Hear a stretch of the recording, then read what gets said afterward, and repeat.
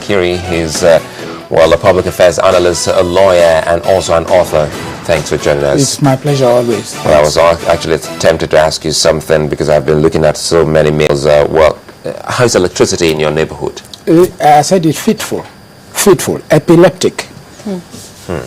You know, before it was given out to the private sector, it was manageable. We could say, well, we had some electricity, but today the story is different. Well, anyway, let's come back to this letter. It's something we should actually talk on proper, getting to invite the new managers of our power sector to come tell us. This letter written by former President Olusegun Obasanjo to Dr. Goodluck Jonathan, the President of the country. Yes. I'm sure you must have seen it. Yes, I have. What's your thought about that? Yes, thank you very much. The letter, I saw it. Before I saw it, I listened to the letter read out in the channel's television, and I retched, meaning I nearly vomited after listening to the letter. And after reading it, I had to go to the restroom, you know, to make some motion because it's horrible, very horrible.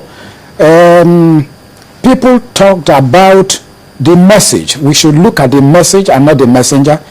I fully disagree, because the message has to be conveyed by somebody who has the moral authority, the moral right to convey the message to start with.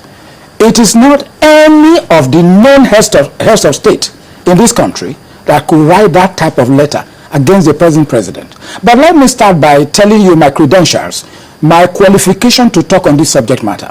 I am neither a Nigerian nor a fan of President Jonathan. Those are my credentials. So I have to let you know that the letter written by Obasanjo was in bad taste. It is almost treasonable. Almost treasonable. Yes, almost treasonable. Because you tell us about yes, that. Correct. When a man of that height writes this type of letter, inciting the public, because it's like inciting the public to rebellion against the status quo, against the present administration. That's what it means.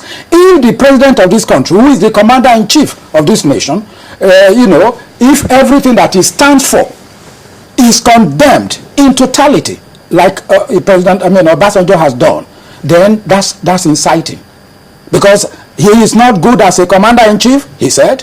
He is leadership of the party, everything that President Jonathan stands for. And now the question is, what moral authority has the moral right has Chief Obasanjo to write this type of epistle to Nigerians? And the way he communicated the letter, I mean, if he's his own protege, you know, that, okay, you know, I was the person who installed him there. But that's even bad news. Why must somebody say, like he has said, oh, I've installed 2 presidents, he installed Yaradua, and he has also installed this thing. That already takes sovereignty which should belong to the people, you know. He has transferred the sovereignty of the nation to himself. Why should Obasanjo now let us know that he was the one who installed Presidents Yaradua and President Jonathan? If we have time, we are going to discuss the details of the letter if we have the time. There is a little problem, sir. Yes, please. You know, you talked about treasonable felony, which is really grave. I think it's punishable by death in our country. Yeah, okay. Let us also look at the claims by the presidency as well. We've seen a reply from the president's spokesperson as to how this letter was deliberately leaked to the Nigerian public by, former president. What some people are saying that they don't agree with that. I mean, just recently, we also saw a letter that was leaked it was saying the letter of the CBN governor to the president on, debts or monies that were said to have vanished from or were never remitted into the CBN account. And one has to ask, are you sure that there are not moles in the villa as well who are deliberately, because it was saying that this was a private letter and he asked for permission to leak it to specific people, it was saying, and then asked that, that as time goes on, the list could be extended, but there was no mention of the Nigerian public there, was there? No, there was no mention of the Nigerian public. But the truth is that when anybody tells me a letter has been leaked, I take that with a grain of salt much of the time, because what is leaking? You leaked the letter. You leaked it. That's all. Not that the letter was leaked. I mean, the certain documents are marked private and confidential, and they remain private and confidential until you want it. You want it for personal, public consumption. It's been like that. But when you leak it, who's the you here? Who's the you here?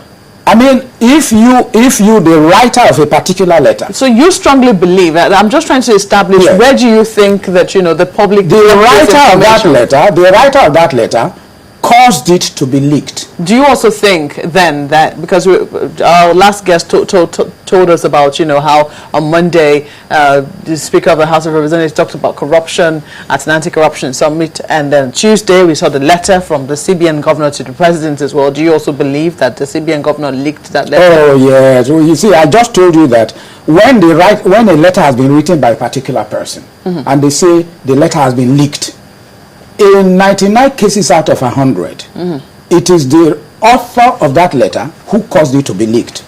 It is not the recipient, the person to whom the letter was directed, who would have leaked it. I mean, the letter probably did not favor him, so why would he leak it? So it is always the writer of this letter who would always say, why is it leaked? How could it be leaked? The reason I'm wondering this is because, we're reading Olusegun Adeniyi's account of the Yaradua years. Yes. There were times when he said that, things were so bad in the villa that the president would have met or had a meeting with just about 7 or 8 people, and in less than 10 minutes, the details of that particular meeting would have been leaked verbatim, even before they were done with the meeting. Yes. I think I have to come in here so that we can actually move ahead. Because to talk about I wanted just to... the details of the... No, I'm taking it from Marquez's aspect so that we can just... From the first paragraph of the letter, I think it was actually deliberately leaked. The president didn't deny that, because he said, in the first paragraph, he said, none of the 4 or more letters that I've written to you in the past 2 years or so has elicited an acknowledgement or any response. Correct. So that is why this one... Well, you have to go the way it went. And if you look at what we have on the screen, if you take it down the scroll there again, you get to see the date it was written. It was written December 2nd. Yes. Perhaps he sent the letter in and nothing again happened before it went public. Before it went public. That is an affirmation of what I've just been talking about. That the writer of the letter leaked it for various reasons. Like you just stated, if you had written 2 or 3 letters which did not receive any response, and this one, where it has to go like this, it has to go this way. Now they are responding. Yes, a former head of state writing a letter to a sitting head of state. That letter was leaked by whom? Is it by the presidency? Is it the villa? So it's not... that's a non-issue in the first place. I am concerned about the details of the contents of the letter. Let's talk about the contents. For example, he talked about, if you will remind me about the contents, but then he talked about... he talked about 110 in office. He talked about this thing that when you have insecurity situation in this country, like you have in the Northeast, for example, demands